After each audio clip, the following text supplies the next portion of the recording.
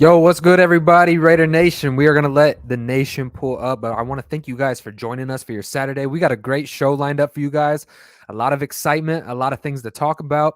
The Raiders got a big game on Sunday, man. Seattle Seahawks. Could this be the opportunity that the Raiders need to go and make a little late season rally? We're not going to talk about, the Raiders are going to become a playoff team or anything like that. But man, can we come out here, create energy that we had building off of the Denver Broncos win and move forward with it, man? Let's move in a new positive direction with this team this season, and let's enjoy some Raider football. So, man, we're going to acknowledge the chats. There's 6 of you, 7 of you guys in the building. Make sure you smash that like button. Let everybody know where you're at tonight. Robert Pena says, salute Raider Ray. Hope you had a great Thanksgiving. And to you, everybody in Raider Nation, man, I hope you guys enjoyed some time with your family. Enjoyed your guys' Thanksgiving, man. Ate a lot of good food. I know we do things a little bit differently in my family. We had we had the carne asada going. We had some good Mexican food going. So we just kind of switch it up from turkey and stuffing and all those things. But hey, man, I hope you guys really enjoyed the time with your family.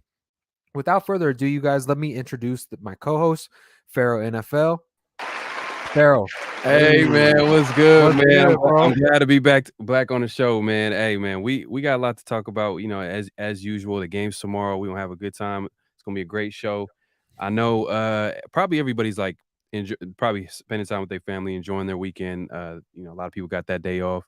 They were working too, like hey it's a great opportunity for them to, get some money on an off day, a holiday pay, whatever that the case may be.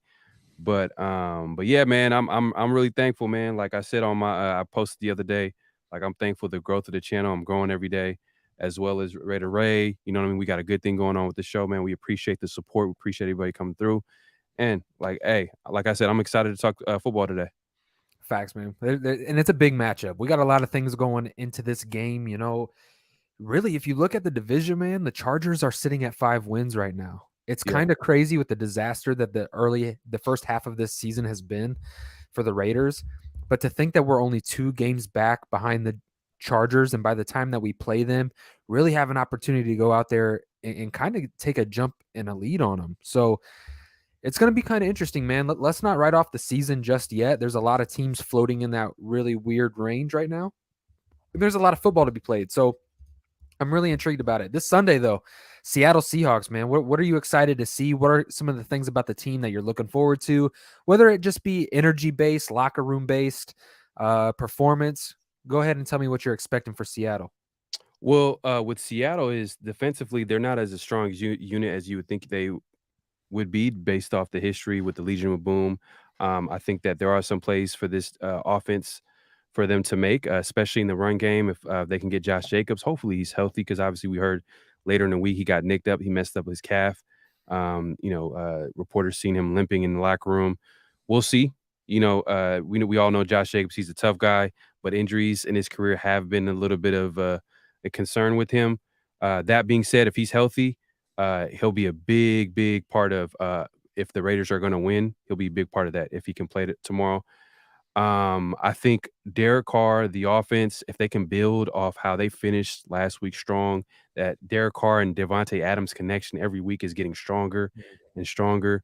A lot of people, and we haven't been talking about this because obviously the Raiders are 3-7. Let's not forget that. Like they've been one of the biggest appointments in football, but one of the things that a lot of people were predicting before the season started or during the season was the fact that Devontae Adams was going to have a big drop off because he was going from Aaron Rodgers to Derek Carr. His production is going to go down because Aaron Rodgers, he was playing with one of the best quarterbacks. But we know what's happening in Green Bay. Aaron Rodgers is struggling with the receivers he had.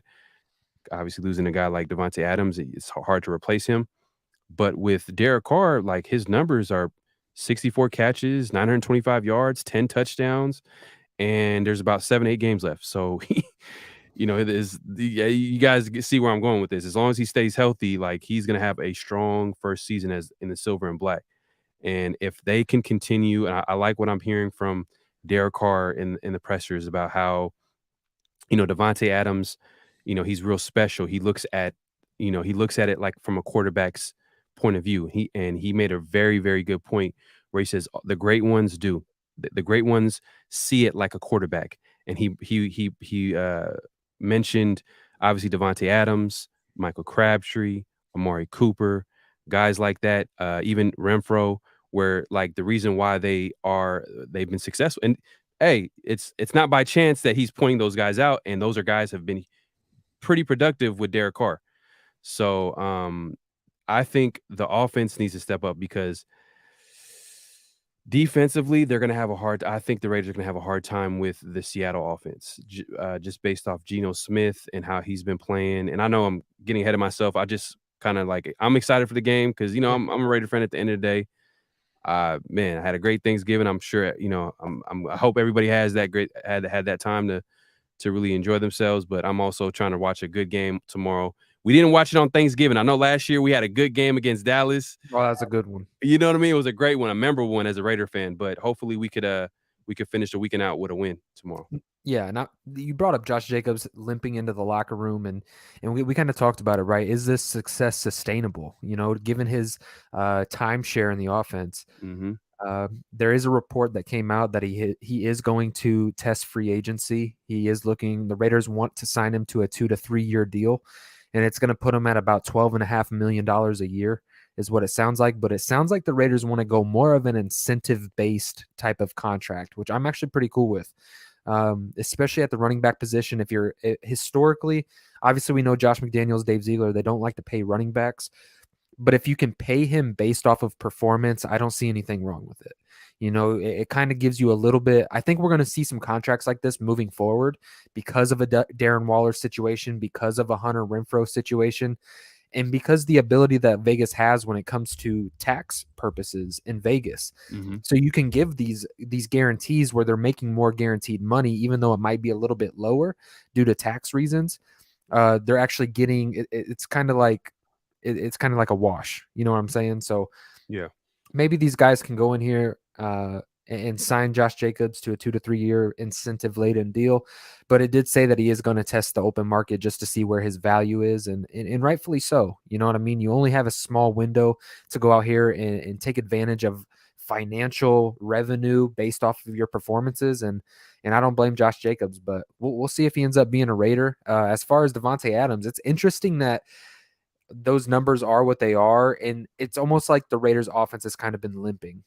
We still have 7 games left, and he already has double-digit touchdowns. He has almost 1,000 yards, and Mhm. this is on an offense where him and DC, the chemistry didn't just jump off the screen right away. This is Right. something that they've progressively had to work at. I don't know, man. I think it's pretty interesting.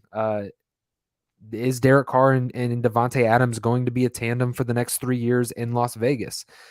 My guts is starting to tell me that I think him and Josh McDaniels are going to try to work it out. Yeah, yeah, especially with it's crazy how a win changes everything. It's crazy how So quick, right? yeah, and it's not just the win, it's the like we're Raider fans, we're fans of the team, but we're really observing. Obviously, we're gonna be watching everything about the Raiders, so we're gonna try to give you the best quality content out here, best news, best everything, and we're really observing about what we've seen in that locker room. And when we kind of seen how like how Derek Carr was received by his teammates, and I'm sure you've seen guys like Josh McDaniels, you seen that huge hug that he gave Derek Carr, like Mm. like it's a guy that he's rooting for. And I think Carr, he's a likable guy, like in that locker room, especially with the coaching staff. Like you could tell Josh McDaniels, one of the reasons why he came here was because of Derek Carr. But that being said, they did make a contract that was favorable for the new regime coming in to test out and see like, okay, can this work out? Can this work out? Because and I'm not going to go into the details of the contract. We all know that at this point, like there's the Raiders can get out that contract easy.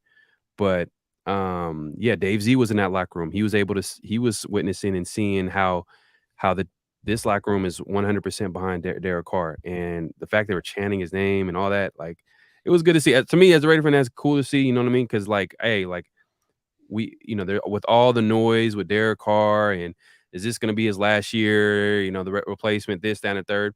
I'm not saying that the Raiders shouldn't get a future QB. Like, hey, I think that'll be smart if they can draft a QB next year or the following year, whatever that time comes, like to develop. Because Derek Carr is a quarterback that you can still have and then have a young QB and develop him. I think that if that's possible, if everything best case scenario, that's a great problem to have.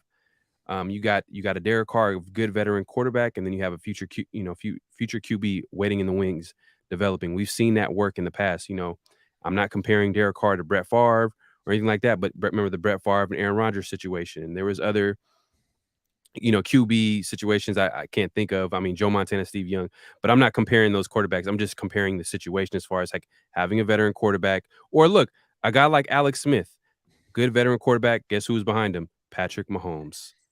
You know what I mean? Exactly. And Exactly. and that Joe can always Flacco, happen. Lamar But Jackson. I'm rooting for Derek Carr, man. I'm Yeah. rooting for Derek Carr, and I was glad to see what that locker room and how they won on the road. And obviously we talked about it in the last show, but this game it's gonna be a tough game. No, it's going to be real tough. And I think that video, giving us a little preview based off of what's going on in the locker room, it answered Mhm, a lot of questions for me personally. Before that game, we were really critical of like, it was almost like before that game. And then look, the locker room hears everything that we're hearing, right? They hear the noise. mhm, And I think going into that, it was a big pivotal moment for the organization. And to see them rally behind Derek Carr like that kind of gives you eyes inside of the organization of what these guys actually think about him behind the scenes. And clearly, this is a team that is in high support, high regard of Derek Carr. So moving forward, hey, I know people are wanting to move on. That doesn't mean high regard. Either that doesn't mean that you can't add a quarterback. mhm. However, this is the time where, Josh McDaniels is going to be the head coach for the foreseeable future, and probably Derek Carr is going to be the quarterback that he rides with for the next 2 years, unless everything falls out from underneath him.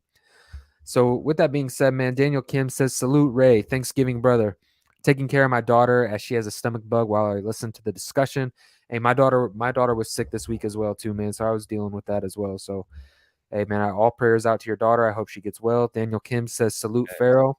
Salute Daniel Kim, man. Appreciate you coming through, man. Hope everything's well with your daughter as well. Been traveling, just got back after spending Thanksgiving in Arkansas. Debo says, "Hey guys, happy holidays. Happy Thanksgiving to you, Debo." Likewise, Debo. Appreciate you coming through. Richard says, "Salute to my brothers Ray and Pharaoh. Shout out to you, my friend." Appreciate Daniel it. Kim says, "Seattle's got some good young talent, good corners, good young offensive line mixed with some veterans, but Tay's going to eat. Woolen's good, but Tay is a Hall of Famer." Hey, look, man, this kid Woolen has been putting in some work against some serious talent. Like this matchup is going to be the game inside the game that I'm most excited to watch. I Yeah. know they've got Kenneth Walker, and it's going to be a big task for the Raiders' run defense. Mhm. Josh Jacobs is obviously questionable with the calf. So, what is our running offense going to look like? Are we going to lean more pass heavy this week with a guy like Josh Jacobs going out? What does that look like for Zamir White? Is Zamir White finally going to get more than 1 or 2 carries? What can he do with more of a workload? It's going to be interesting. But Tariq Woolen, man, he's one of those young dogs. Mhm. And you brought up Zamir White. So the thing with Zamir White, like I don't know if this O line is set up for him to succeed. Mm, And the reason why I say that is because we've been kind of spoiled with Josh Jacobs and his ability to make guys miss. yeah, facts. Like he's so shifty. And Yep. a guy like Zamir White, he's kind of like he needs that, solid blocking in front of him so he can get to that second level. So he can, because he is a physical back, he has some speed. That's what he's shown in college. He's still got to prove it in the NFL at the end of the day. Like it's a whole different game. But I'm still waiting for Zamir White, and I'm not sure. Maybe they need to get him going, maybe get him on the outside, use that speed because he does have that speed. That's the one thing that I'll say that over Josh Jacobs, he has that long speed. But as far as everything else, Josh Jacobs shouldn't even be Oh he should yeah. be on the field like 99.9%. It's hard, man. Like, come on, when Josh Jacobs is playing as well as like, how do you even give other guys carries? It's almost like you have to be thinking like, okay, I need to conserve Jacobs. It's not even about getting the other players involved. It's like I need to conserve this guy so he doesn't get hurt, Man, but yeah, man, I'm excited with that. You brought up the matchup between Tariq Woolen and Devontae Adams. I think, it's crazy when you look at Tariq Woolen. I remember him coming out the draft, like his size and speed, Mm, like physical. This is physical like qualities about him. Like it's crazy. And I think that like definitely he has him. I think he's like 6'4", 6'5". So yeah, he's he's like bigger. 2'4". He's bigger than Devontae Adams. But the experience of Devontae is It's that's it's second an to none. interesting matchup. It's like it's physical talent versus like skill and experience. That's basically what's going to be happening. And not to take away from Devontae's Adams' physical talent. Like his physical talent is crazy. He's in the prime of his career. The dude could jump out the gym, physical guy, strong. We all know he has that speed too. He has that really deceptive speed, and I say deceptive because obviously coming out he had like what 4 or 5 coming in, but that football speed is real. Yeah, and let's not act like Tariq Woolen. I think this is going to be one of those games. He's had a lot of success against these other guys, DeAndre Hopkins, Yeah. Marquise Hollywood Brown. You can go down the line, but dude, this is a different ball game. At the end of the day, this is somebody who has you analyzed from the line of scrimmage, from the moment he lines up from you. Mhm. He it's almost like a boxer on the field. You know what I mean? He's setting up what he's going to do in the 8th round. He's setting it up early on in the 1st round. So Yeah. it's going to be one of those matchups that are just extremely fun to watch. Daniel Kim says, "Can Carr's contract be restructured to be favorable for us and him? If he bridges the next quarterback, I think that'd be the perfect scenario." Hey, you know what? Hey, Daniel Kim, let's segue right here because I noticed something very, very interesting. But you could obviously I'll give the edge to Geno Smith here just because overall he's having a better year, but also because he's Geno Smith too. So his Mm. standard, is gonna be a lot Expectation. expectations are gonna be a lot lower. But let me just give you some stats here. So Geno Smith, he's passed for 17 touchdowns, 4 interceptions, 71% completions, 7.8 yards per attempt, and then a 108 passer rating. Then you got Derek Carr. He has 15 touchdowns, 5 interceptions, and a 91.6 pass rating, which is a lot lower. But a 62.4% completion percentage, which is like his lowest since his like second year in the league, 2015. Mm. So that's real crazy. I think that's where he struggled at. And then he's at like a 7 yards per attempt as well. I think he got him by point 0.8, but that's Carr's lowest since 2017. We all know what happened in 2017, the disaster that was that offense coordinator that's now in the Tennessee. I'm not even gonna name his name. The guy that shall not be named. DUI, man. Yeah, the DUI guy. But that being said, like you look at the numbers, it's kind of similar a little bit, but then 71% is a big difference That's a from big difference. huge difference. So I'll give him that too. But yeah, man, like look, for me, and I stated this in the past, like I'm trying to see an improvement with this team. We know this season is a disappointment. I'm trying to see an improvement. Last week, we seen an improvement. They finally finished strong at the end of the game. In a dramatic fashion too. Game-winning touchdown, Devontae Adams, Derek Carr, how we envisioned it as fans, like, "Oh my god, Derek Carr playing with his boy," you know what I mean? And he's throwing game-winning touchdowns to Devontae Adams. That's how we envisioned it. But, obviously, we all know what happened in the season. But at the end of the day, it's a huge improvement moving forward. I want to see this offense take that next level. However way that it's gonna look. I mean, passing offense, it's gonna be hard because at the end of the day, like, who's hurt? Renfro, Waller, Jacob. and now, like, Josh Jacobs possibly, you That's know that's my biggest concern going into the game is I'm curious to see what the Raiders are going to do regarding of their depth. Let's just say a hypothetical. Let's say Tariq Woolen goes out here and holds Devontae to 3 catches for 40 yards. Yep. Okay. How far can the Raiders go down this depth chart at the skill position? DJ Turner's, Mac Hollins, Keelan Coles, Foster Moreau, Zamir White, Brandon Bolden, Amir Abdullah, guys like this. How efficient can these guys be specifically in a game to where you're down Waller, you're down Renfro, your best running back is obviously the best running back, top 3 in the National Football League, is more than likely going to miss the game. And then you have Devontae Adams going up against one of the biggest up and coming prospects at the corner position. I'm Mhm. curious to see how the Raiders address this, man, and if they can find success with the depth of this team. If Mac Hollins can create a game for himself, maybe a guy like DJ Turner. We just need a few of these guys to step up on the offensive side of the football because it's going to be very hard to execute when you're down all this superstar talent, especially an offense that's built around having a high power, one strike to get you type of offense. What are we looking like when all those things are missing? Can Josh McDaniels create play calling? Can he create guys? Can he actually scheme guys open to be in the right places at the right time? And can those guys kind of digest that and understand where they have to be? I think that's going to be crucial. Maybe getting these guys in positions to succeed and letting them understand. And as far as defensively, look, man, you've got a tough task. Kenneth Walker is going to be a dogfight. We showed early on in the season some success of stopping the run. Maybe we can get back to that in our bag a little bit, is get back to that solid run defense, really make it Geno Smith very one-dimensional, because I think when the Raiders stop the run efficiently and they do a really good job of creating a cap on the back of this defense, not letting there be too explosive of plays, not letting a guy like Tyler Lockett, DK Metcalf, guys like this to get behind your defense and create big explosive plays. If they can kind of limit that and tighten up in the red zone and keep this, around that 20 to 24 range, do you see the Raiders able to pull off a win if they can keep that point range around 24 to 20 points? It's going to be tough. I mean, with the Raiders being 29th in the league and allowing third downs, meaning like they're converting like the offenses are converting like over 40%. It's going to be tough. They're last in the league in red zone. We just know at this point defensively they're just giving a lot of plays. Now that being said, they did have a good game against Denver Broncos, but that was the Denver Broncos, so are kind of like, as much as we were glad that the Raiders could win, we also got to be like, all right, let's see. Okay, this is going to be a step above.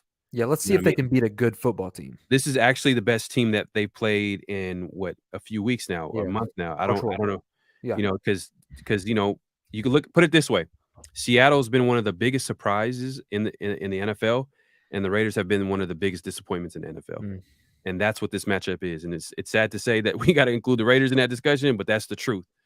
And one of the things, though, I feel like a key stat is the fact that Seattle, all of their losses have come from games where they've allowed the opponent to convert at over 40% of their third downs.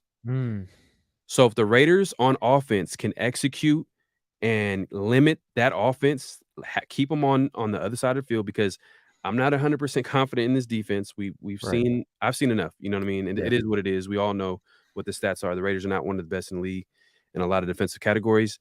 But if we can execute on offense and keep that offense off the field and be able to get it in third and manageable, and we can, if Josh Jacobs is healthy, we might be able to steal a win. We might be able to steal a win on the road. It's possible. But like I said, all their that's a key stat right there. If they literally can convert a lot of, because if you think about it, Tampa Bay last game, they were 10 for 15. So they were able to convert third downs. If the Raiders can do the same, they have a chance. Yeah, first and second down has been a trend this season, right? It's like the Raiders have had an emphasis on being able to run the football efficiency and make that third down, third and manageable, third and short, third and threes, third and fours, right? And to really raise up those percentages of being able to convert. That's going to be crucial in another game, man, especially this one when it comes to weather, time management, two football teams that are really good at running the football. This is going to be one of those fun matchups, man. Richard Lyon says, sorry I haven't been here for y'all. Been going through a lot lately. Hey, man, we're here for you. I hope everything's going okay. Richard, man, all is good, man. He's a longtime supporter of both me and Ray. So, hey, hopefully everything's going well with you, man. The holidays is here, so hopefully you getting better soon, man. Get well soon, whatever you're going through. Jerome Clemens says, I know everyone's concerned about our running backs for this game, but my main concern is Carr in these weather conditions. What are your thoughts? It's a good thing to bring up, because ball security, being able to hold on to the football when he does get sacked, because make no mistake about it, he's going to be pressured this game. And Derek Carr is going to have to be really good at holding on to the football. Ball security is going to be a point of emphasis, especially if a new running back is involved. They haven't got a ton of carries, okay, and they're playing in a rainy game. Ball concern, ball security is going to be a big thing with both quarterback, center, and the running back position. So it's going to be something to look at throughout the course of the game. Facts, 100%, man. Another thing that go ahead and read out the chat, because we've been leaving them out. Come on. Okay, I think the game is still too fast for Zeus. He's looking for college holes that are already open instead of predicting holes and getting skinny to get through it. That's what separates these running backs, man. It's not always necessarily physical measurables. It's your ability to see, create guys miss behind the line of scrimmage, and to create positive plays when there's really nothing there to create. So, yeah, Daniel, you make a really good point. This is the tiers, right? Hey, to be honest with you, man, I'm hoping for a play from Zamir like this, man. You know what I'm saying? Right, bro. That's what I want to hear tomorrow. You know what I'm saying? I'm trying to hear that tomorrow. Back to back. Exactly, with Zamir. But like Daniel Kim, he made a good point. Maybe the game is a little bit too fast for him. But to be fair to him, he hasn't had a lot of opportunities. Facts. He needs to get his confidence going. Maybe McDaniels needs to incorporate him a little more, get him in open space. Hey, and Just if he wants more reps, this is the game to show why. yeah, facts, 100%, 100%, man. But man, like another thing too as well. I would say for the defense, let's go to the other side for the Raiders.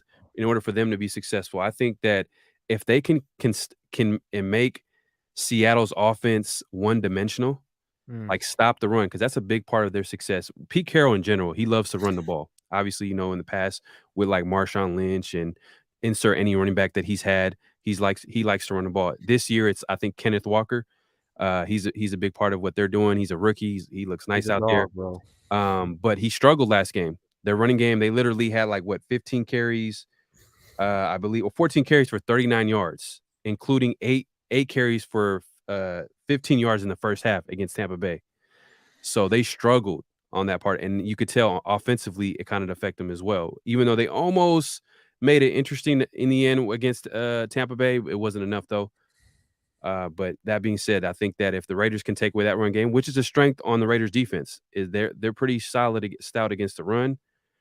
Now the Seattle receivers, on the other hand, Yeah, that's against the tough, bro. Raiders secondary, and on top of that, I was talking to you earlier about their tight end group. It's like there's not one guy that's dominating numbers wise, but as a group, they're pretty solid. You know what I Yeah. mean? And Geno Smith right now, he's having a career resurgence, and one of the resurgences is because he's attacking that intermediate part of the field. And we all know that our linebackers have struggled in coverage. That middle of defense is struggling. So we'll see. We'll see what the Raiders have tomorrow, man. Hopefully they'll have a great plan for offense and defense. But we're just trying to keep it real, be honest with y'all, and give you the facts. Yeah, and look, there's 20 of you guys in the building. If you guys can, smash a like button, subscribe to the channels, Pharaoh NFL, Raider Ray. We do Mhm. weekly live shows every Tuesday and Saturday to bring you guys the latest and greatest Raiders content. And look, we're continually upgrading the channel, so we want to give you guys the best experience possible. And let people know where you're at tonight, man. Let them know that you're over here with Pharaoh and Raider Ray, and that we're chopping it up. And you guys drop your comments because your guys' interaction makes the show what it is. And when you like the video, it shoots it up the algorithm so more Raider fans can find the show. Lafayette says, I think we will win 7 to 8 games. 9-8 would be nice, but I don't see it. Hey, look, if the Raiders can create a late rally, I'm all for it, man. I don't want to lose the locker room.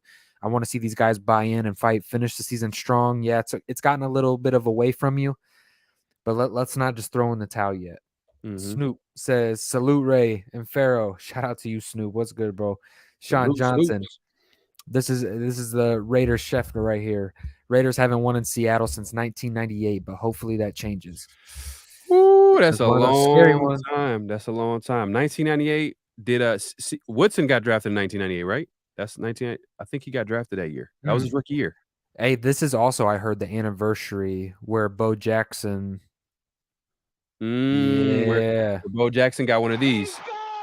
You know what I Yeah. mean? Against a big matchup. Against a big time matchup.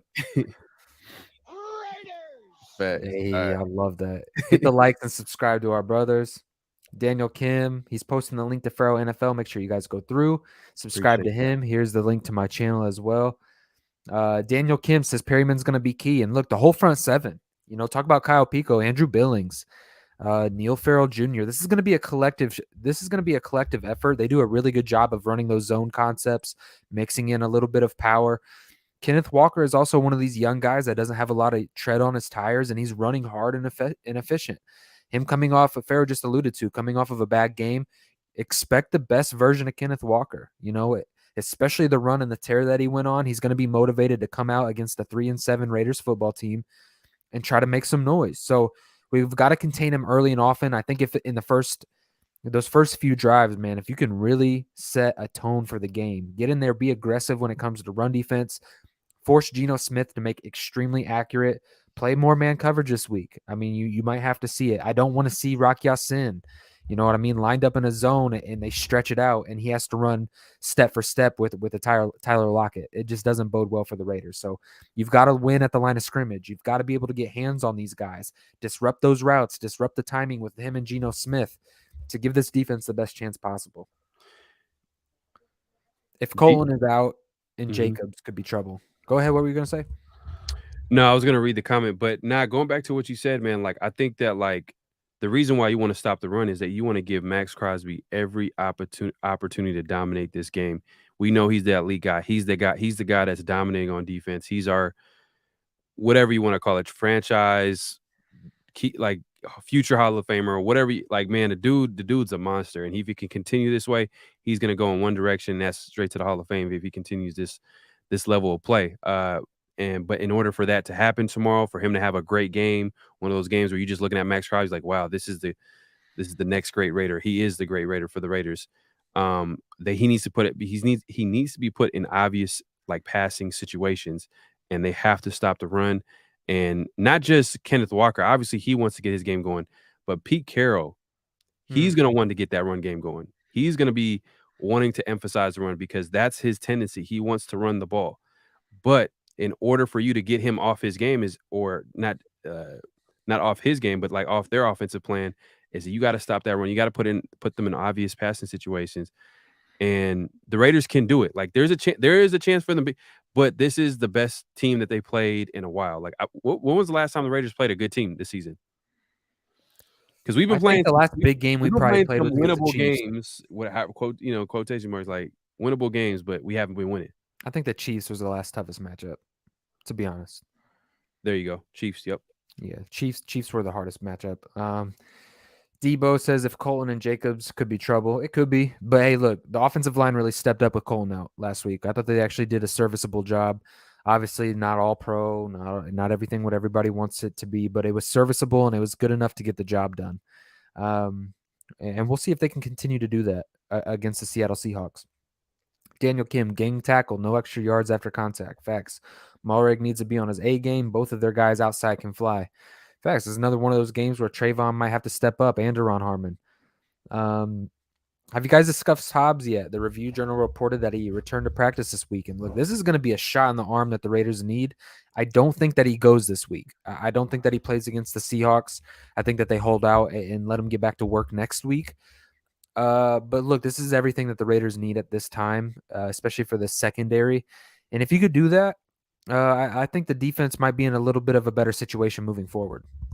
Yeah, I agree too because this is his first week back since he's been back from that. He's recovering from that broken hand or broken bone in his body. So he's still coming back. He's still getting used to he's definitely in shape, but he needs to get back and get into the right groove.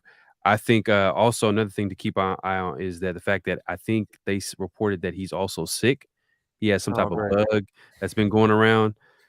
So that's just going to decrease his chances of playing this week. And I've heard there are rumors that he's not going to play this week too as well. So there's some truth to what Ray's saying. Daniel Kim says, I like that. Sean Scheffner Johnson's got a great ring to it. Great work, Sean. I know you really set up the Raiders content creators to be at their best. Facts. Me and Yep. Sean talk often, man. Yeah, Sean, man, is always reporting the facts, man. He's always reporting the news for us. Zeus could pull off a Bo Jackson. Who is their Bosworth? I don't think they necessarily have a Bosworth. They've got some young dogs out there, though, that are willing to fly around. Look, this team is just a tough football team, and Pete Carroll doesn't shy away from his play calling. Like Farrell alluded to earlier, like Sean is. They're going to commit to this run game, and they're not going to stop, regardless if the Raiders do a good job of slowing them down on the first half.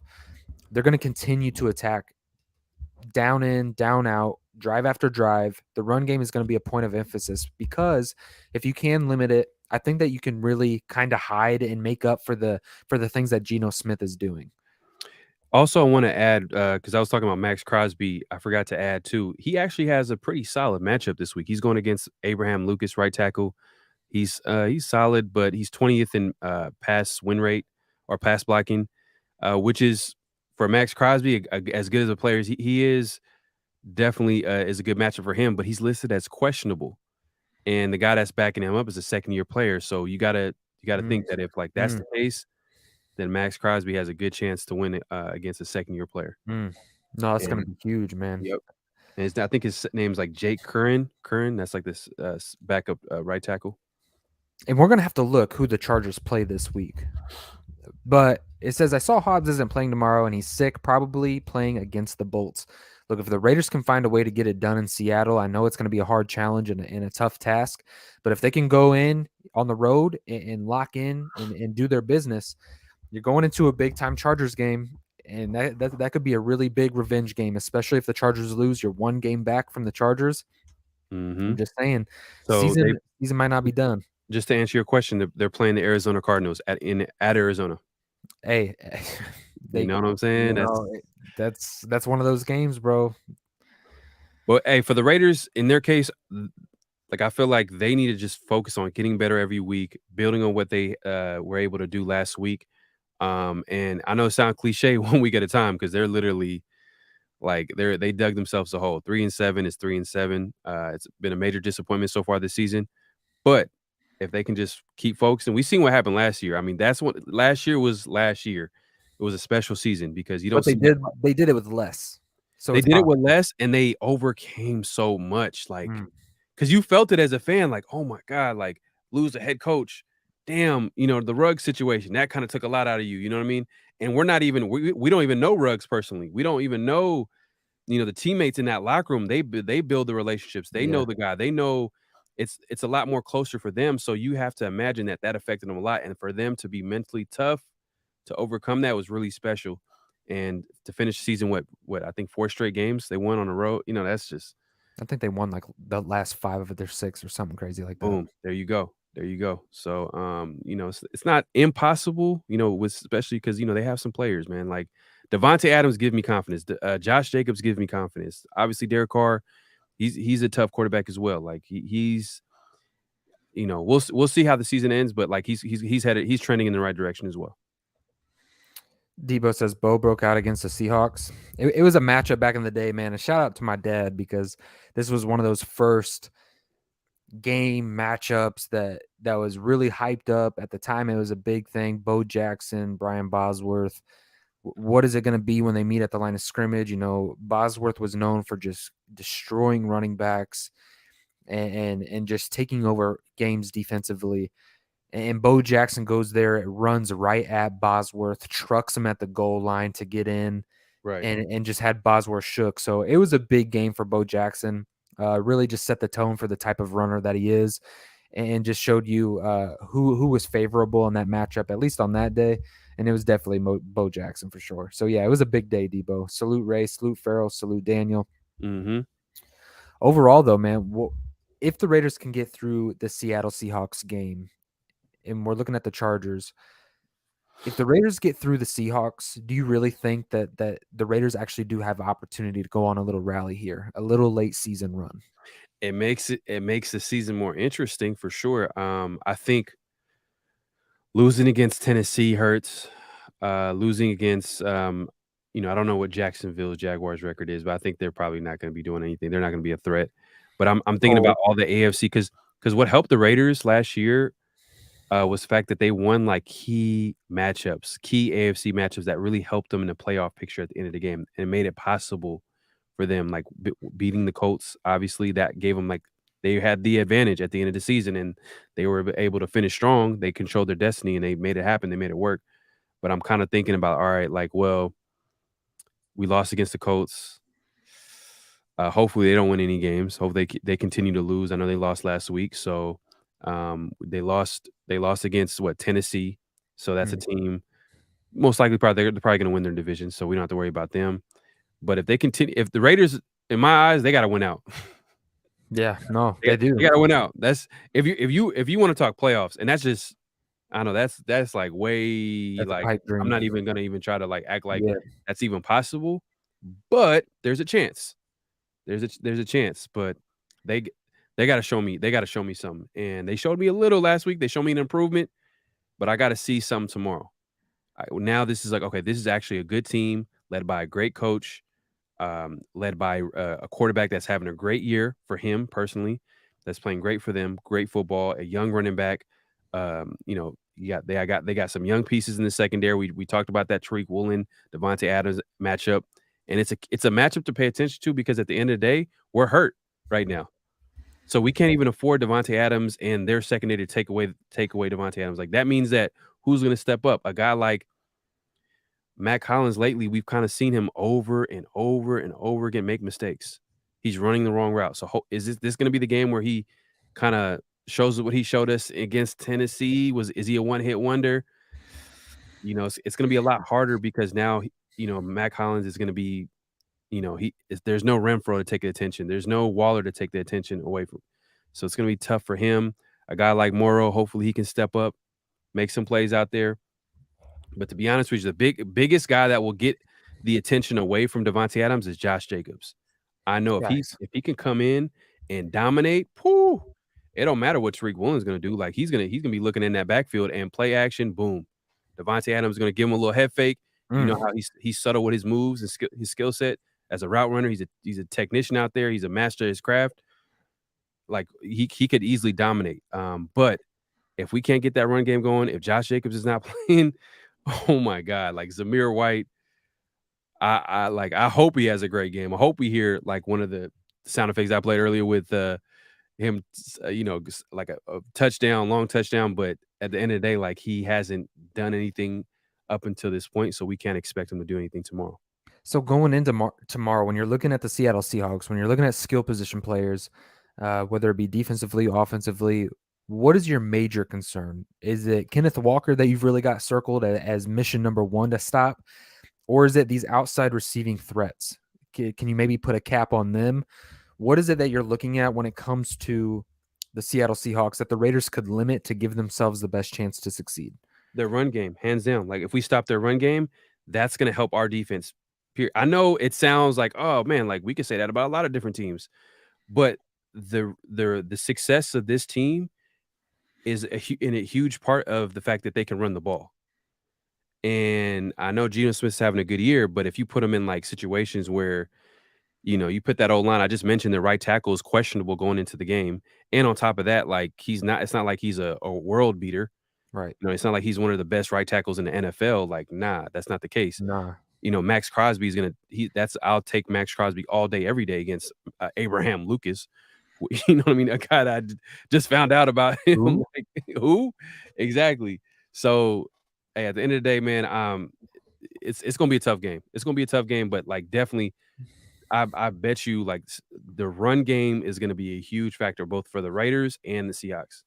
And with the weather, I really do think this is going to be one of those games. Hey, can the defense step up? Can your leaders on the defensive side of the ball at all levels, Denzel Perryman, Max Crosby, Chandler Jones, guys like Deron Harmon, can you create opportunities to create turnovers? I think that's something that this defense is desperately wanting. And I think when you actually see the games where the defense goes out there and create turnovers, surprise, surprise, but the Raiders tend to win those games. So let's see here. D-Menace says, I heard JJ got a calf injury. Yep, that's true. Ray the Tape. Shout out to you, Ray. Thank you for pulling up. He says Seahawks defense is sitting at 22nd right now. Yep. Yeah, but they struggle on third downs. Surprisingly, they're like 27th. The Raiders are 29th. So I was looking at their defense. I was like, oh, okay. Well, they're actually 27th in the league in allowing the opponent's offense to convert third downs, which is a key stat because all of their losses have come when, obviously the opponent's offense was able to convert at least 40% of their third downs. So if the Raiders can get into third and manageable, keep converting the third downs, keep that offense off the field, and be able to keep pretty much win on third down, that's a really big stat for them to, contribute to them winning that game. It's not a guarantee. It's not a guarantee because I think they won a game. I think it was against Arizona where Arizona converted at least 40% of the third downs. They still won. But 4 of their losses happened when their defense was struggling on that part of the field, that part of the game. Like you said, hey, it's a game within a game. You know what I mean? So stuff like that happens. It's a big part of the game. So we'll see what happens tomorrow. But I'm not saying this game's easy. Like I said, this is the best team that the Raiders have played since the Chiefs. But I want to see. Like, all right, a lot of people are kind of questioning last week's win. Even though it was a great win, it was a tough win on the road against Denver, against a divisional opponent. I think it was a good win because at the end of the day, division games are always tough. It doesn't matter the level of competition. They're bitter rivals. They're going to play them hard. They see them twice a year, so it's going to be a good game no matter what. And we, as Raider fans, we should know this because why? Because we've been a bad team, bad franchise for a long time, but somehow, some way, we're able to beat the Chargers. Somehow, some way, even though we haven't beat the Chiefs like that. I mean, they've been dominating, but Right. there's been some sprinkles, a couple of games in there where the Raiders actually won. And this week is actually a true test. Like, all right, have they really improved? Are they really responding to this head coach? Are they really, improving offensively? Like I want to see what happens tomorrow. It's gonna be interesting to The watch. DC is just gonna have to do what DC has done and play less is more, right? So you're losing out on these skill position players. We've seen Derek Carr in times past make something out of nothing with when Seth Roberts got introduced to the lineup, when there was Mhm. injuries along those, Latavius Murray stepping up. All of these types of situations where in big time games you have to find playmakers that step up, and hopefully DC can kind of get in his bag a little bit and make less with more, win early on first and second down, and become efficient. With that stat, you got to take advantage of it. But you have to get your offense in manageable third down situations. So I think that that's going to be key too. And shout out to Raid for pulling up. Hey, Raid, if you're close, you want to pull up and just come talk to us about tomorrow's matchup. Today is a Saturday open discussion. So if you've got free time and you want to just come chill and just talk with us for a little bit, you're always more than welcome to. But Yes, sir. Come through, man. If you're free, if you're not yeah, busy, I know you got some things going on.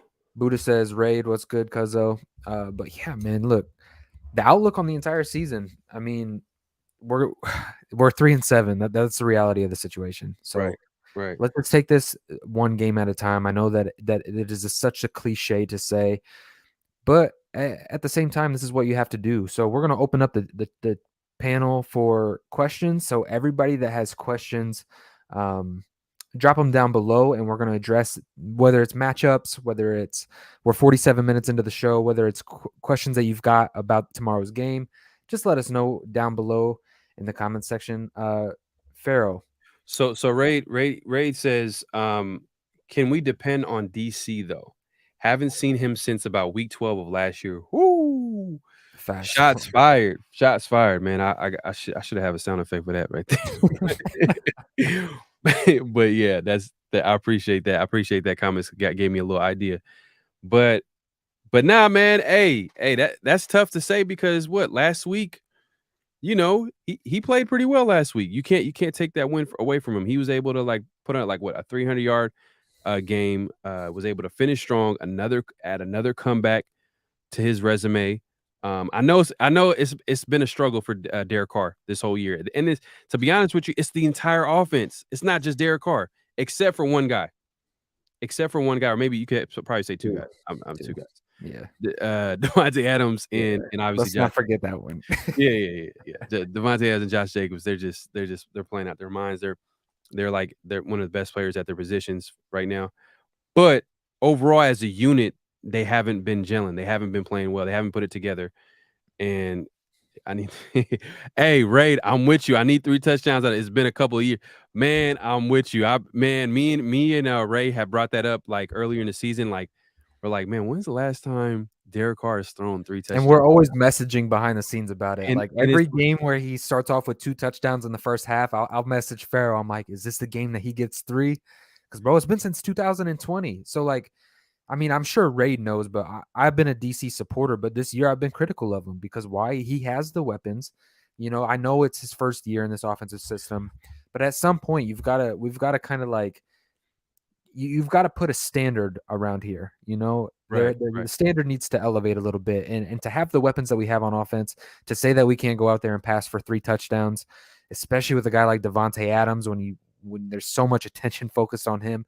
There should be games and opportunities where Derek Carr steps up, and it's really the small things. Remember the underthrown ball to Amir Abdullah? I forget what game that was. It was here recently. It might have been the Colts game. But even the Colts game, like he literally threw his 3rd touchdown to Moreau, and then Moreau drops it. You know what I mean? Like, exactly. Moreau's having a solid year so far this season. Like he's been playing solid, but he did drop that ball, and then obviously we all know what happened. 4th down, rest is history. They end up losing against the Colts, and then Derek Carr is crying at the press conference. We all seen that. You know what I mean? Real emotional about it. Bro, I thought that was the end, bro. I thought that was the last Jenga piece. I was like, oh, that's it. But I love how the team responded, though. I love how the teams responded. Like I love how Derek Carr responded. He played good last game. He backed up his emotional press conference with a good game. Devontae Adams had a great game as usual, and then obviously, the team responded to that as well, and like they were chanting his name at the end of the game. Everybody who's not subscribed to Raid the Tape, man, go fly over there. As Raid says, man, raid the like button. Go over there, subscribe to my guy. Hopefully, we can have him on the show soon. Him and Sanjeet. Maybe we can get that worked out behind the scenes. Yeah, we need to do that I back. need 3 touchdowns out of him. It's been a couple of years. Dodgers, everything says, bro, we need to get this win regardless of our record. Facts, man. Like just at this point, man. Like we were alluding to it last week. The biggest joy that I got from the win against the Denver Broncos, mind you, we have a 3-win record and we've only beat 2 teams. So that's a little, it is what it is. But the biggest thing that I enjoyed about it was the morale of the locker room, was to see that these guys are bought in. They're actually out there trying to compete. They're not just out here tanking football games. They're just coming short in a lot of these ball games. So I just like to see them rally behind DC, rally around for each other, maybe get behind Josh McDaniels, even though I don't think he's the guy. I like to see them bought into him. Debo says Cole could be a piece tomorrow. It's time for someone to step up. Oh, I don't know that it's Keelan Cole, man. Somebody who's been underwhelming is Keelan Cole. It's funny. He gets open though. He does, but think of how consistently he drops the ball. He just can't, can't hold triangle. it. You know what I mean? Just whatever the fundamentals. Yeah, you can get open all you want, but if you can't haul that thing in, bro. Yeah. Adams and Jacobs are having their best years. Carr's the only one who's stepped back. Oh, bro. Drop that bell. Drop it. Hold on. Let me. My time need to get better. Boom. Yeah, bro.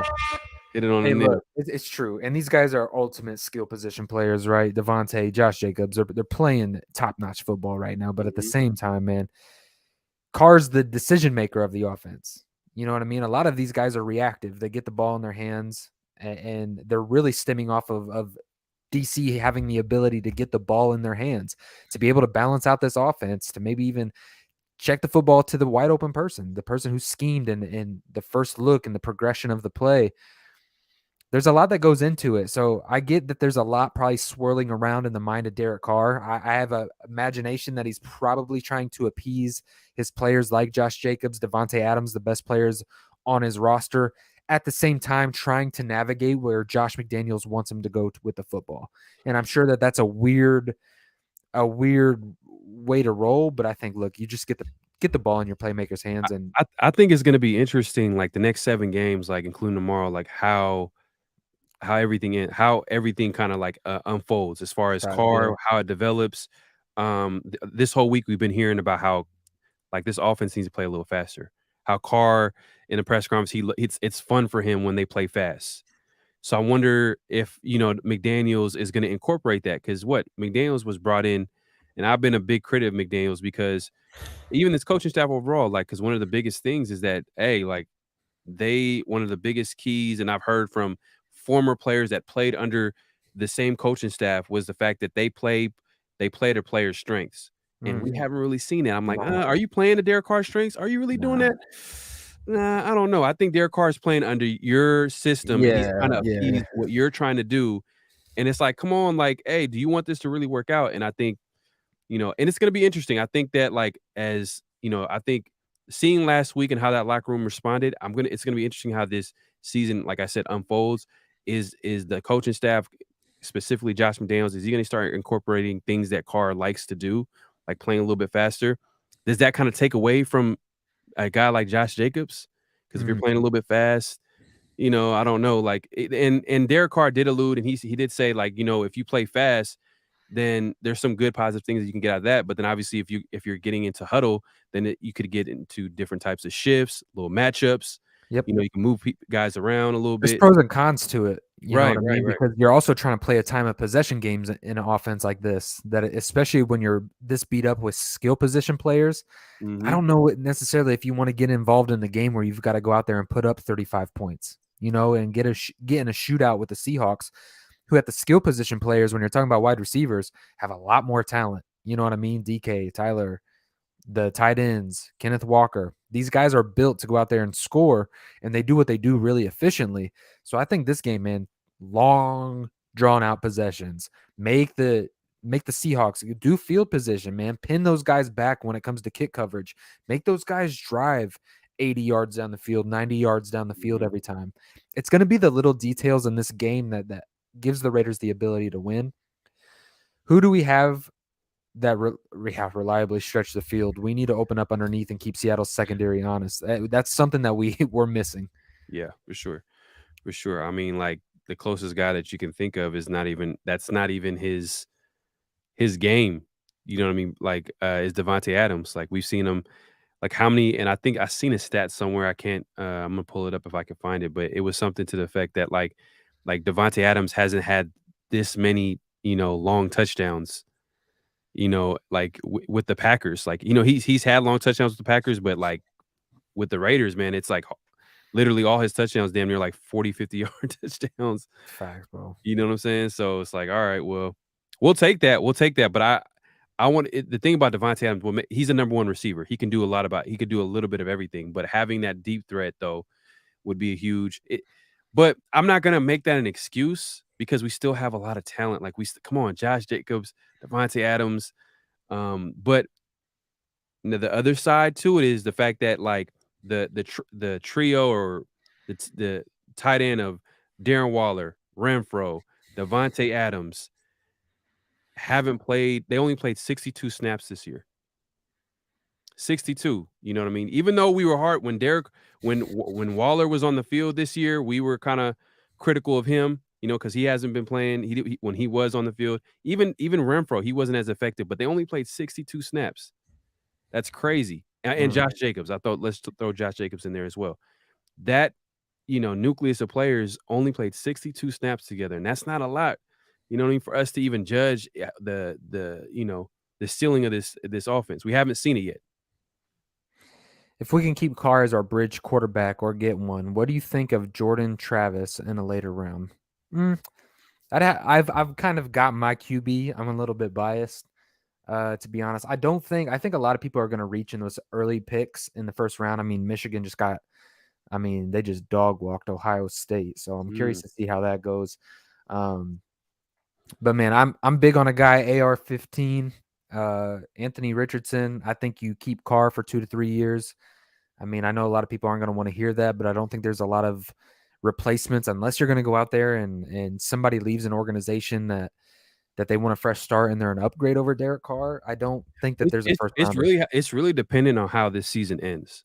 Like, It's true. Yeah, thanks. You know what I mean? Based off last week, and you see how the locker room responded to Carr, you could actually see Carr coming back. Like, he can see them and also drafting a quarterback. Yeah, You know what I mean? that's where I'm at. I'm like, look, if you can go get a guy second, third round, I think Anthony Richardson out of Florida, he just gives you that different type of dynamic. He's an elite playmaker with his legs. Obviously, he has to develop as a decision-making passer. He's really young, which is also an upside for me personally because in this draft, he is far and above the most athletic elite with creating with his legs. Like I'm putting him in that Lamar Jackson mold, the Kyler Murray mold. He has a cannon for an arm. It's just he's so raw. He's got to be able to go through his progressions. He needs time to learn offenses. I don't necessarily know where he's at as far as IQ of offenses, being able to diagnose defenses at the next level. Yeah. All that stuff is going to be really hard for him, but as a natural playmaker with the ball in his hand, he makes everybody around him better. And that's with the Florida team where they're not the same Florida Gators that they used to be. It's not the same organization. They don't have the same skill set position players out at the wide receiver position, tight end, O-line, running back, you go down the line. So, you know what I mean? He's kind of like my project pick. Outside of that, I just think that you make an emphasis on the defensive side of the football. Hopefully the Raiders would be able to land Jalen Carter. If they go on this run, if they start winning some games, that might be out of the question. Right. But yeah, I'll look into the Jordan Travis and maybe I can give an assessment later. Do you see this coaching staff going after a quarterback that is as mobile as you say he is and comparing him to Lamar Jackson? I understand the new wave of the league right now is getting a mobile QB, but then we've heard McDaniel say, well, not even heard, like just looking at his past, like he's always kind of going after. Well, you know what? Cam I Newton. take that back. Cam Newton and Tim Tebow. Tim Tebow. He traded up to get Tim Tebow. Yep. So, you know what? That's actually a possibility. I just thought about And that, here's right? the thing. He's not a guy that has to sit in the pocket the first year. even Mhm. the second year. I mean, you get this guy in the third round. Maybe it might have to be a late second. I don't know, depending on where the value of quarterbacks and depending on how he finishes this college year. The stats throwing the ball isn't going to amaze you. But I would encourage you guys to click on the film. His decision making is not very good at this point. He has a cannon for an arm, really raw prospect. But with these nickel packages in the defense, these guys who are able to have lighter boxes, linebackers that are averaging 225, 230 pounds. I mean, he's 6'4, 235. Like he's almost 240 pounds and runs like a running back. So let me throw a scenario out here, and I'm throwing this scenario out here just so you can see our viewpoints and see how we see the Raiders moving forward. What happens if the Raiders finish strong and Derek Carr plays great? You keep him and you restructure his deal. You're still restructuring his deal, even if he finished the season strong. So Yeah, when I because say I finish the season strong, I mean like we see a 3 touchdown game in there, we see a 4 touchdown game in there. let's get You to know, three first. you know, Let's get yeah. three. But I'm just saying because you can admit that Yeah. offensively it hasn't clicked at all this whole Mm-mm. year. Mm-mm. It hasn't clicked, and talent-wise, that's not the question. You can now but you can argue O-line maybe might be, uh, I don't think it's as bad as last year, but it's still kinda, like, shaky, especially when if the run game's not going and we're in, like, 3rd and long situations and obvious passing situations, it just feels like the O-line gets overwhelmed by Mm. whoever is out there, you know what I mean, they're playing against. But, that's just my opinion. I'm just watching the game. I'm like, "Hey, man, like, that's this O-line, man, like, I thought they were playing a little bit better, but it Do seems you like think that they would go early in the first round in that direction? Offensive line? I mean, ooh, it could be a reality, you know? it's true. It's It possible. could I be. think, in my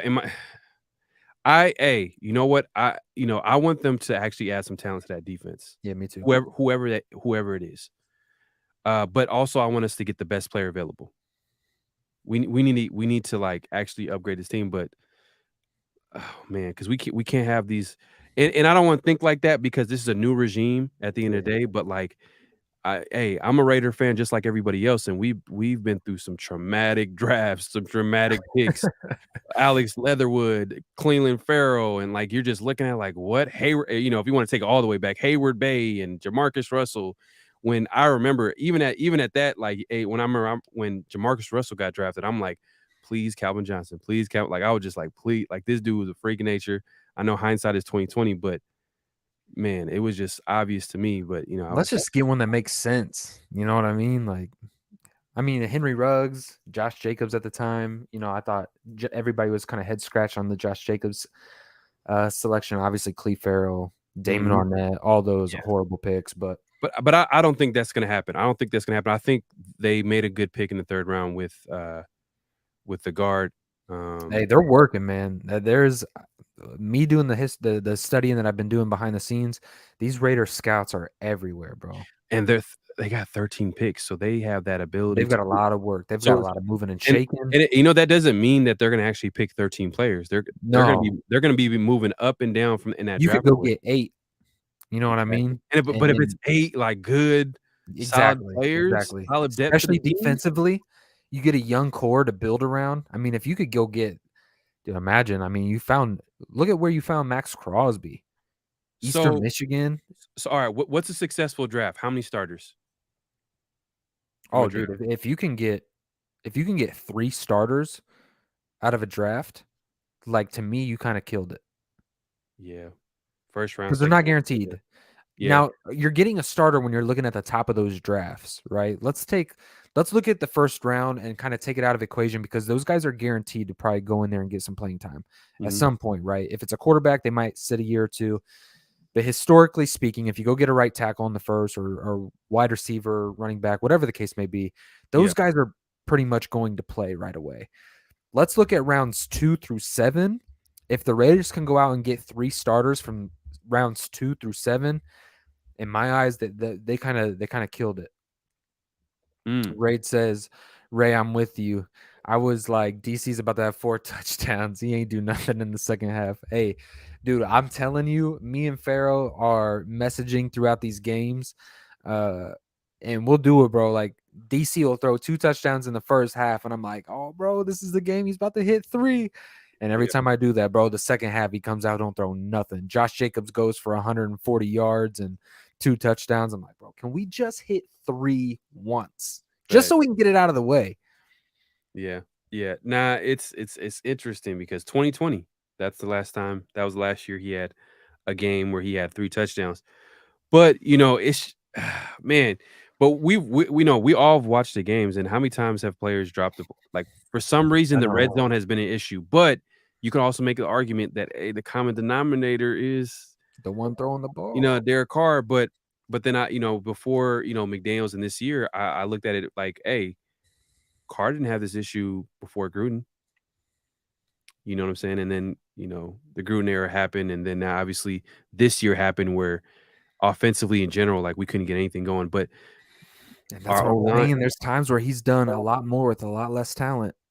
Right, You know what I right, mean? So and it isn't all on him. He can't control if the guys catch and drop, and he doesn't control all that stuff. But right, the right. team finally came together after the Donkeys game. Hopefully, it equals some wins. Facts, man. That's all we can hope. Raider Chaos. Buddha says, Pena, what's good? Daniel Kim says the secret sauce from last year's teams was that they were both bought into each other and had each other's back. That's the difference in these one-score games. And execution, man. I mean, I think you would have seen a locker room like if these.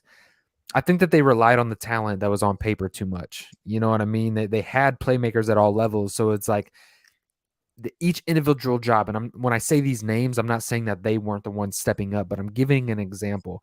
You know, when you have a Nate Hobbs, a Rocky Sin, guys like Amik Robertson, Anthony Averett, Andrew Billings, um, Jayon Brown, wide receiver room, DJ Turner, Keelan Cole, Mac Hollins, all these guys that are depth position players, they have to have that mindset of, hey, I'm going to go out here and make a play too. Instead of relying on all those superstar talent that somebody outside of me is going to make a play, we got to shed that mentality and have a mentality as one cohesive unit that, hey, look, I'm going to go out there and make a play. Whether I'm on special teams, in punt coverage, I'm going to go out there and execute and make a play. And that has to start from the top of the roster all the way down to your depth pieces that when they get an opportunity, they make a play.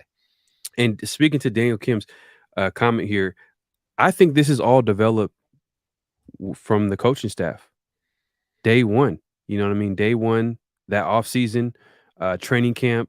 I think I think John Gruden did a good job by creating a culture as far as that locker room. That he created that locker room, and you can kind of say that he had an opportunity to kind of like reload or a mini rebuild when he's kind of sent to, obviously traded away uh Khalil Mack and Amari Cooper, and then he was able to get those first round picks, and then after that first year where they went 4-12, they were able to improve a little bit, and year by year they improved, but also created a locker room. I think that was all created by John Gruden, and now a guy like McDaniel's coming in.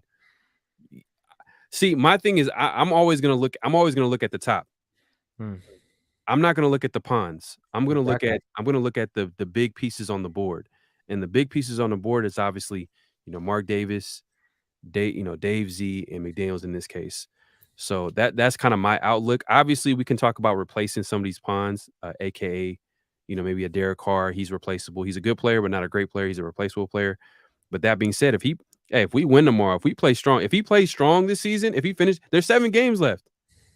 I remember a couple weeks ago. I mean, after these tough losses, I kept saying there's still 8 games left. But after those losses, you kind of like, I don't know. The way Yeah. it's looking like Carr is going to get traded or dropped or cut. You know what I mean? Or whatever the case may be. You just thought that like the season was pretty much over. I mean, it is a disappointing season. I'm not saying that the Raiders are going to make the playoffs, but what I'm saying is that like it's a win kind of changes a little bit. It changes especially how you win. It's not like if they would have won. Do you think it mattered how they won? Do you think Against that Denver? mattered a little bit Against Denver? against Denver? You think if they won a different way, like you still would have had questions like because now like when they won that close game, it kind of gives you a little bit like, oh, okay, they got better. Like they kind of finally No, were able to win I a think it close was kind game. of like a perfect storm.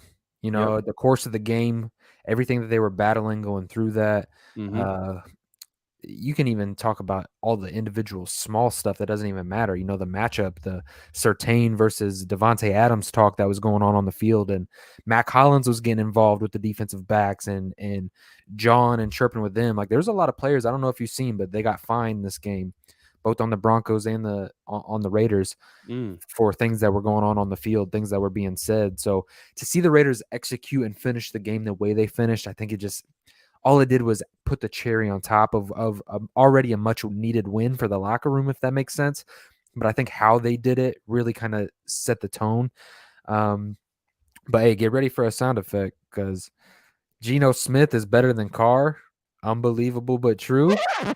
What? What? Nah, nah. Nah. I think, hey, props to Geno Smith. I think he's having a good year for him, especially because obviously he's kind of hopped around different teams, but he was able to go to Seattle, kind of, stay in one system, stay with one team, be able to build his game up. He's having a good year. I mean, but I don't think that he's better than Carr. It's I don't I think if you want to talk about a system fit in Seattle, okay, then we can talk about it. Who's in the better system fit, Derek Carr or Geno Smith? Obviously, I'm going to agree with you, and I'm going to say Geno Smith is in the better system fit as of right now.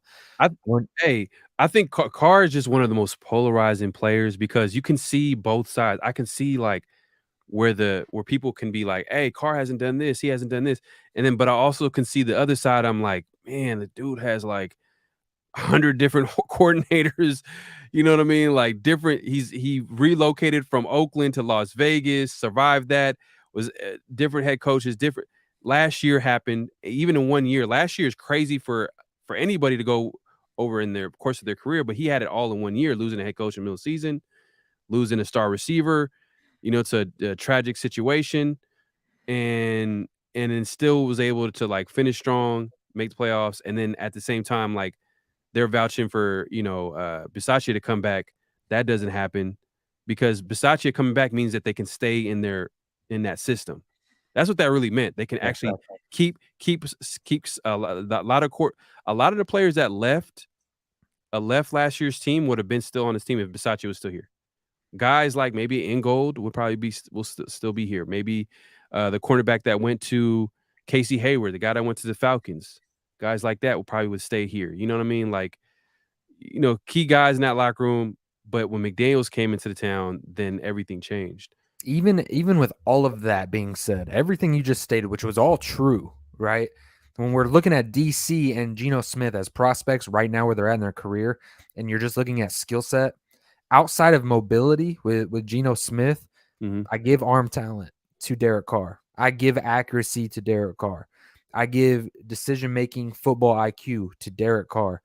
Like, to be honest with you, I like Derek Carr even in a Pete Carroll offense.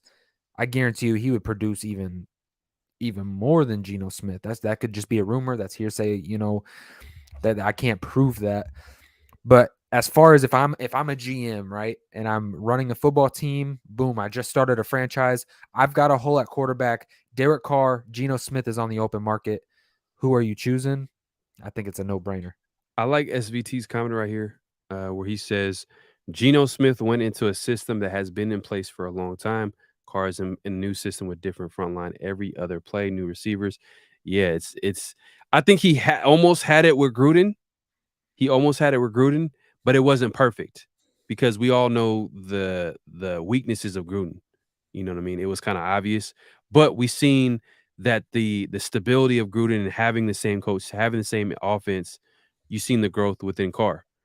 And that being said, you could, like I said, you can look at both sides because you could be like, hey, look what's happening with the Dolphins.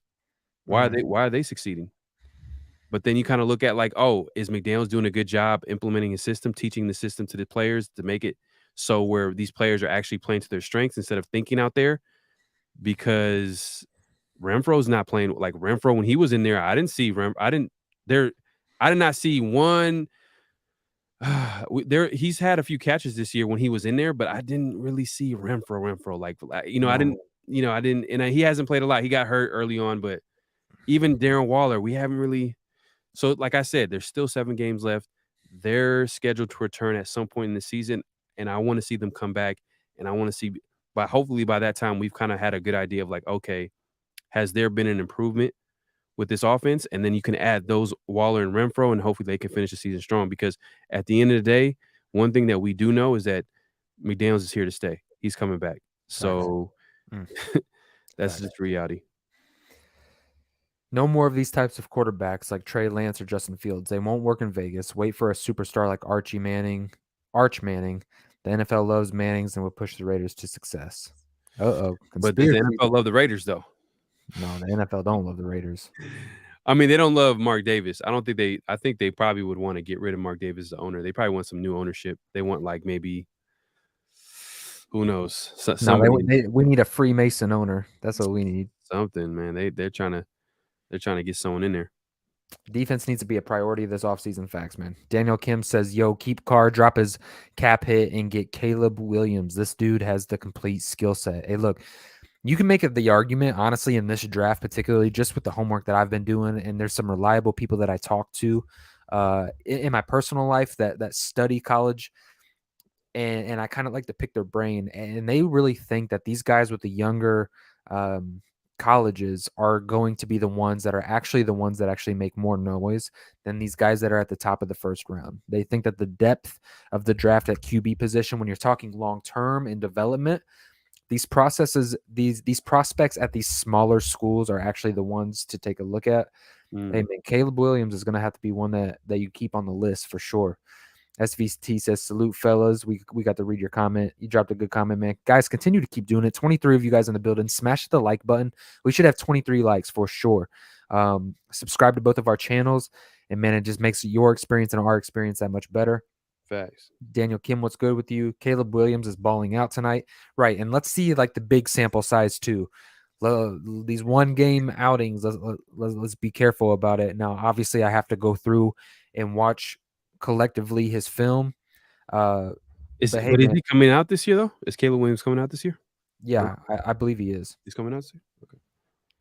What's going on with Notre Dame? Yeah, dude, as far as like being a fan of a team, I'm from Indiana, so Notre Dame is the team that I root for. My grandpa was a big time Notre Dame fan, the Fighting Irish, and so I don't have yeah, exactly. I don't have a specific team that I'm like ride or die like the Raiders.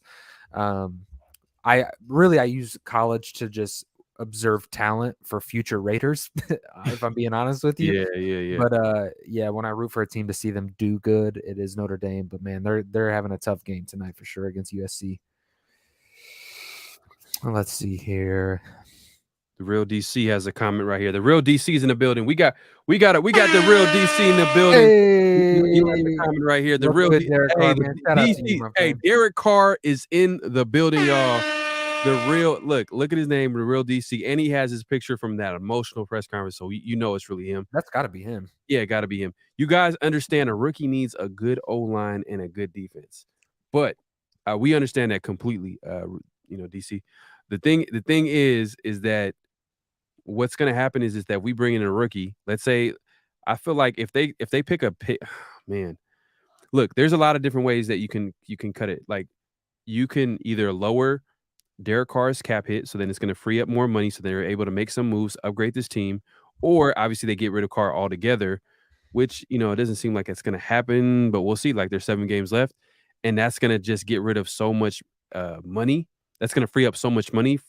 So when a rookie does come to this team, it's going to be more talented pieces on this team because now, like, hey, you have a rookie on a cheap contract, and you'll be able to like upgrade the team, including the O-line and the defense. But that's a good point, man. Like, hey, look, and we can't get on this regime based off the last regime's mistakes, because that's literally the reason why do we not have a good O-line? Why is not Alex Leatherwood on this team? Why don't we have a good defense?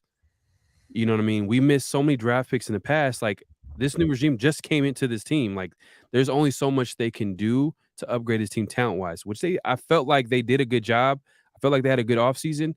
But watching this season, it kind of had me a little bit discouraged with McDaniels. I'm like, is this guy a leader of men? But I'm giving him a chance. We'll see how the season ends. We'll see how it goes. But yeah, man, you're right about that, man. Like definitely for a team, usually when you see young QBs come into a situation and they're winning, it's because the pieces around them are good.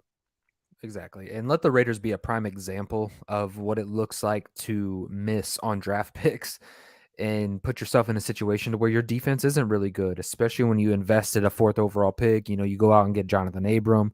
I mean, you go down the line of these defensive selections, Damon Arnett, DJ Hayden.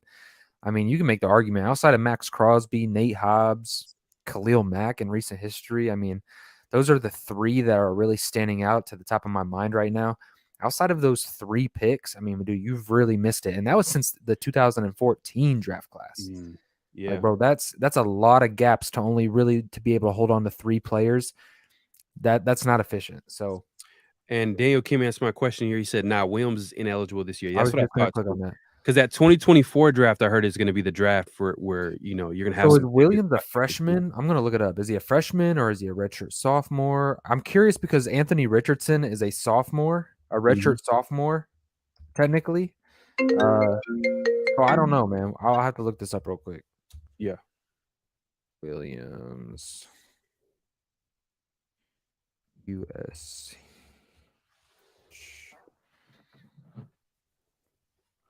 So let's see. SVT says exactly gives them the chance to clean up the roster. Yeah, that's the other side to it as well. Like, man, like you got to give this regime a little bit. But that being said, I'll be lying to you if I wasn't frustrated because they did make some upgrades. The Devontae Adams, and they didn't really make moves to upgrade the O line. Like they didn't like how many times over the offseason we're like, okay, this is gonna be the guy. This is the guy that the Raiders target, and they're gonna add like they didn't do that. Whether it's the O line, whether it's D tackle, like come on, like, and that was decisions that they made, and you gotta keep them accountable. I know that you can't hold them accountable for making past mistakes for the Raiders that they've missed in the draft, but at the end of the day, they did have an opportunity to upgrade this team, especially the D line, especially the O line, and they chose to be like they kind of like if you think about it, they kind of were like, okay, we can rely on coaching. There's a little bit of ego there, Mm. in my opinion. So you're looking up Yeah, they say okay. So there's a scout that just came out within this last week that yeah. says that he's going to be a top prospect in the 2023 NFL draft. It's kind of hard not to notice him, Mhm. but I do see here 5 days ago that it says that USC quarterback Caleb Williams is positioning himself as a prospect for the 2024 draft. So I don't know necessarily if it's an age thing if he's not eligible or what it is. I don't know. Like somebody in the chat will have to explain that to me. I don't know because I know that Anthony Richardson is technically a sophomore, but I know he's coming out for the draft. So I don't know. Maybe it's his decision. Maybe it's I don't know. So maybe somebody in No, the chat has more. because I've heard a lot from a lot of people saying that the 2024 draft is the draft for QBs. That's the draft where you're gonna get like some guys where they're a can't miss. But not to say that 2023 draft it doesn't have any QBs. It's just that they're saying that the 2024 draft is going to be the better draft for QBs. And Caleb Williams, I think, was a part of that. And I guess my guy Daniel They're Kim. also talking about why not let Marvin Harrison Jr. be eligible for this year's draft as well. Like he's stupid young, but they're like, hey, bro, like why does this kid have to even come back? This dude he's the only receiver in college football that has over 1,000 yards and no drops. Oh my gosh, bro. Marvin, if you guys know who Marvin Harris, I'm sure y'all know. I mean, come on, Marvin Harrison, like that's like he was one of the best receivers in football, Hall of Famer. You know what I mean? Like, dude has a gold jacket. The dude was a monster when he played. Now his son is dominating in college. Like his son is actually a great, a great receiver in college right now. He's blessed with hands, just like his father. Thanks, bro. Hey, take him. I don't care. We need a number 2. Nah, but you know what? Man, the thing is though, Bro, I would take I'm him. at I don't care. defense, bro. Defense, Well, defense, yeah, of course, of course. defense. I'm really like, hey, we need you know what? I'm kind of like I'm agreeing with a lot of few people here. When's the last time the Raiders have had a good defense? I know, and I want to see that drastically. And But if we've you're look tried. I yeah, think the Raiders have made their attempts to like have a crazy offense, but why don't we just change it up a little bit? Like, hey, okay, we've tried that. It hasn't worked for whatever reason. We made the playoffs last year, but hey, we're back to square one. Let's start upgrading this defense and seeing like, okay, why don't we just try to develop that defense a little bit, maybe.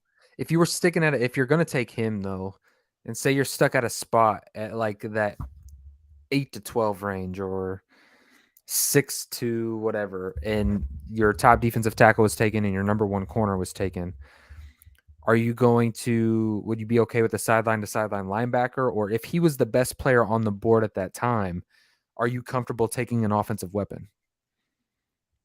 So who's the best players on the board?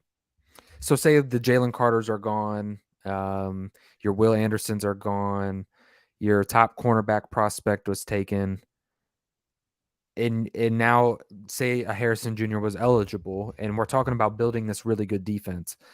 Say you're sitting in the draft and the top skill position players, defensive tackle, middle linebacker, corner, the best prospects at that time on the board were taken, and Marvin Harrison Jr. is sitting there on the board, best player available.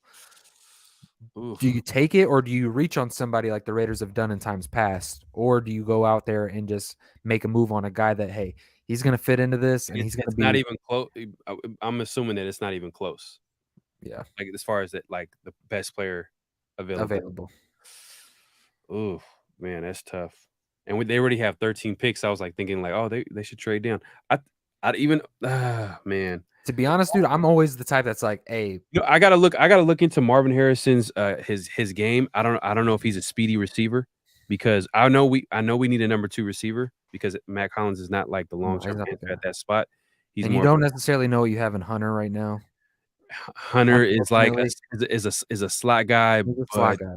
what McDaniels, I don't know what he's with McDaniels. I have And to if see you it. can get a number 2 on a rookie deal where you're not putting a ton of money towards him, you know what I mean? It's affordable. I mean, I would kind of be okay with it. I'm a big believer in adding talent, but it would be even better if like, man, if Marvin Harrison do you know what he's gonna run as like his 40? Is he a Mm, speedy guy? dude, he's one of those guys I feel like that he plays faster than what his 40 is going to say. Does that make sense? Like his football speed is just that different. I put on some tape of him last week, just wanting to see what all this hype was about. Right. And bro, he's special. He's special. He's going to be a good one. He's going to be a real good one. Is he a speedy guy? I know he got to be Yeah, a route. no, yeah, he has the ability to. He got to. It's not like a Henry Ruggs situation, if that's what you're wanting to talk about. It's not that. It don't have to be though. You're talking about like a Justin Jefferson type of situation. If You know what I mean? Like lankier, longer, really long strides, ability to separate from guys. He does it really, really well. His route running is really nice, especially for his age. you know what it is? It's like, man, like a rookie receiver coming into this offense. Yeah, true. It's like, is he gonna have any type of impact? I think Like, he does. you think He's good, so? bro. He's I'm good. not saying he's a bad player. It's just like, man, like guys like the Levante Adams calling this offense like Mandarin and like, Renfro looking the way he's looked in this offense and just in general, like players is just being confused out there. Like, do you see a rookie receiver being an impact on this? I haven't seen it with the Patriots. You know what I mean? Mm. Have you seen it with young rookie receivers coming in and being that's kind of been you can say their weakness. The Patriots, they've won more Super Bowls than we can count at this point. But one of their weaknesses has been drafting receivers. And they're also one of those teams that throw a lot of money on the offensive side of the football with not a lot of production. Nelson Aguilar, the 2 tight ends that they went out and grabbed. Yeah. Paid premier money for them, and those were extremely underwhelming. And honestly, it looks the route that the Raiders are going. Threw a lot of money at Hunter Renfro. Threw a lot of money, at a slot wide receiver. Threw a lot of money at the tight end position, and it just has not panned out. Now, obviously, Devontae Adams has been everything that you paid for and more. But it's funny that you say that because guess who was part of the decision making for that? Dave Z. Dave Z was part of that. The de facto GM, you know what I mean? Because when Dave Z came to the Raiders, I did a little background on him, and I was seeing that how like, Bill Belichick wanted to keep him in the building. He was actually supposed to go to Denver. Like Denver wanted him to be their GM a year prior to him coming to the Raiders. And, Bill Belichick made a call, was like, hey, you're going to get more responsibilities, more decision making. whatever he gave him that talk, and Dave Z came back 1 year for one more year, and obviously the rest is history. He's now the GM for the Las Vegas Raiders, but thought that was interesting. Like, He's sought after. for sure, and Bill Belichick valued him a lot. He valued him so much that he gave him more responsibility. Like he actually, you could probably point to like, okay, He's the one thing about this regime I'm really excited about. he's aggressive. Yeah. He's Like, bro, aggressive. he'll go make the move. If he thinks that this is gonna be the guy to help this organization, he's gonna go out there and make a move. I thought with limited time with free agency and then the draft for getting hired in January and drafting 3 months later, I think that he did an okay job in this draft. The fact that we got Devontae Adams, that's an I aggressive know. move. Nobody else was doing that. You know what I mean? Nah, and if you think about it, it was an aggressive move, but it was smart. Like the way, like I'm not gonna lie, like I'm glad that Devontae Adams is on this team. Like I'm not even thinking about those draft picks. Nah. I'm not even thinking about them I'd first give round those up picks. Like again, to be honest with you. I don't he's out, like I'm cool. Like forget about it. Yeah, Forget about it. But nah. Daniel Kim says from the internet regarding draft eligibility, the NFL has a rule about college players. You're not allowed to enter the draft until you're 3 years removed from a high school graduating class. Okay, that makes sense. Okay. Yeah, because he's 2. He's 2 right now. So he's stupid young, bro. He's like 20. So yeah, Williams is only 2 years removed from high school. Okay. Well, there's our so answer. so I guess players who come into the league at age 20 or 21 or like really young, they probably graduated high school really young. Yep. Because that doesn't explain how like there's been rookies in the NFL who have been like what, I don't want to say 19, maybe I know 20. No, they just turned 20. Yeah, like Ruggs. I think Ruggs was like Yeah. 20 when we drafted him, which is crazy. Somebody coming out this year, matter of fact. Oh, a right tackle. Right tackle. He's going to be a first-round prospect. Dude, he was 19 for most of this college season, and he had just turned 20 like a month ago. Yeah. So it was that right tackle I was told you about like last week's show or a week before to keep your eye out because he's going to be a first-round draft pick. I think, dude, his pass protection is stupid. Hasn't let up any sacks. His footwork is absolutely elite. The only thing his game really needs, which is crazy talking about a 20-year-old kid, is developing in the run game. But I'll shoot you his name after the show. But oh yeah, for sure. But no, it's good. But hey, guys, look, we had a great show, great turnout. You guys were active, asking us questions. We really appreciate you guys tuning in. And tomorrow, look, guys, we're playing the Seattle Seahawks, and I hope that the Raiders can go out here and create a big win for themselves and kind of carry over that momentum that we've built coming off the Denver Broncos game. So, you guys, we are going to be live Tuesday on Pharaoh's channel. And we will be previewing the Chargers. No, it's gonna be on your channel. Oh yeah, okay, yeah. Preview shows on my channel. Saturday will be on Pharaoh's channel. So make sure you're subscribed to Raider Ray. We're going to be breaking down a preview against the Chargers, and especially if the Raiders can find a way to get a win against the Seahawks, expect some really, really big preview breakdowns. We're going to kind of get back in our bag a little bit and really start assessing this because maybe the Raiders can start making a move. So, last comment, I'll read it real quick. Okay. Here's the answer to your question. You had a former linebacker and a GM and a head coach. Neither one of them addressed this defense. No defensive tackles, no linebackers. This offseason is going to change. This offseason is going to change, bro. Hey, Debo over here. Hey, man, appreciate you. Hey, man, we gotta acknowledge that real quick. Man. Appreciate this support, y'all. Debo with the $2. Shout out to you man. with We the appreciate super that. chat. Yes, Man, sir. he says, good night, fellas. Love your show, man. We love to see the interaction that you guys bring. We do it to bring you guys the best show possible. So we love all the support, man. We ask that on the way out, man, that you would just smash that like button, that everybody that was in here did that due diligence, that free offer, man. Debo paid the admission for everybody tonight, man. So go over there, smash that like button. Subscribe to Pharaoh NFL. And Pharaoh, do you got any closing statements before we bounce out of here? Not really, just win, baby. Hey. All right, well, hey, man. That's it, man. We just trying to win. Facts, man. All right, everybody. I appreciate you guys tuning in. Go over to Pharaoh NFL, subscribe. And Tuesday, as always, just win, baby. Peace.